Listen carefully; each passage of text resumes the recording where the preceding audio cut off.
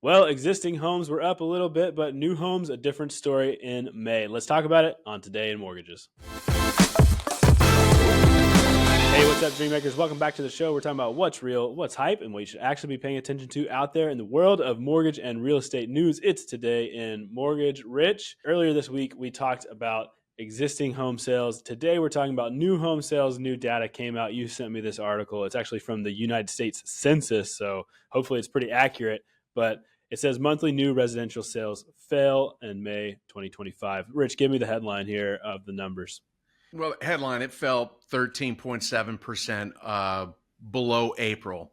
Now, but keep in mind, a lot of builders work on quarters, right? They want the end of each quarter, the last month of each quarter to be their big one. This is not surprising, actually. The average sales price on new homes is $426,600. Remember, we talked about this a couple of days ago. Existing homes was $422,000 and change, so about $4,000 difference, which is surprising. It's so tight, isn't it? But I expect this number to kind of be behind us next month, because in June, we're going to see a lot. Even just our partners, we're seeing the volume increase right now on closed loans. But again, we're right at the end of a quarter, and builders hustle to get deals done to secure that quarter for them.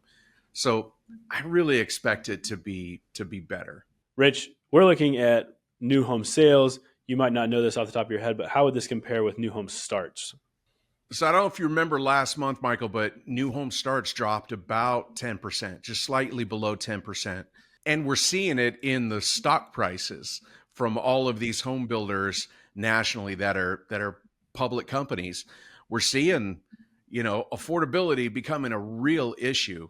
Now, one of the things I wanted to bring up, because I had a long conversation with one of our builder partners about tariffs and how that's hurting and helping. They're like, well, it's really not hurting in the lumber arena, because for the past 3 months, they've been buying all existing inventory for lumber, but they do expect a prices to go up considerably, probably next quarter when they work through all that lumber that they pre-bought. So that is something to consider too, because that's a big piece. It's costing quite a bit extra for lumber alone, never mind toilets and appliances and all the other stuff that there's extra tariff on right now. But the lumber is a big piece. That's super interesting, Rich. I feel like out there in the wider world of the news, we haven't heard much about tariffs in the last couple of weeks because there's been so many other things happening that the news is talking about. So it's important to remember to bring that back down and understand that these things are still in play and have real effects on the economy and on how homes can get built. Michael, it's a lot of the uncertainty around that stuff. Now, while deals are supposedly being written right now, I think there's only actually one secured, but they're in constant negotiations. And this doesn't happen quickly. It takes time. And during that time, we have put elevated tariffs, like just baseline elevated tariffs on a lot of these countries. But that is a price increase for all consumers in the United States. What does all this mean for inventory for people out there buying? Well, there's a lot more inventory on existing homes, and there's more inventory on new builds. So when I say more, it is slightly more than it was, let's say, this time last year. But there's more.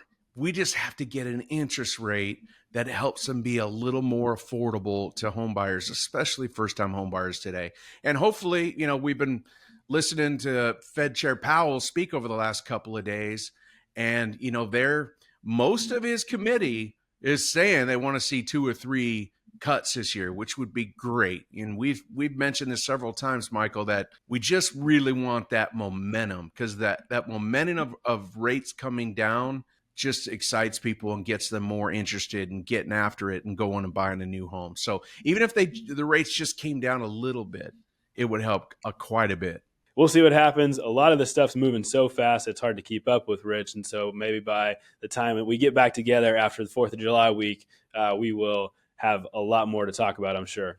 Yeah, for sure. Good news. And there's a lot of good news, Michael. Let's close on some good news. There are a lot of down payment assistance programs, local and state grants. There's lots of products out there for first-time home buyers and even buy-up buyers. There are lots of products. Just talk to a knowledgeable, trusted mortgage loan originator, like someone with network funding, and we'll search all that out for you and get you into the property with the least amount of money out of your pocket and at the lowest payment you can possibly get. That is good news, Rich. Well, like I just said, I'm going to be out next week for the 4th of July week. So I will not be talking to all of you out there in the audience. But if you want to talk to Rich in the meantime, he'd love to give you a tour through the network. If you're looking for a place to hang your hat, he'll be able to tell you all about the best network in mortgages, where we have all the right tools, tech, and support to make you the best you possible. Rich, anything else you want to say on this before we sign off for the week? Hey, if you're a loan officer that's not being heard at your current lender, give us a call. We'd love to hear from you. Love it. Well, appreciate you, Rich. Appreciate everyone out there watching and listening wherever you are. We'll see you next time on Today in Mortgages.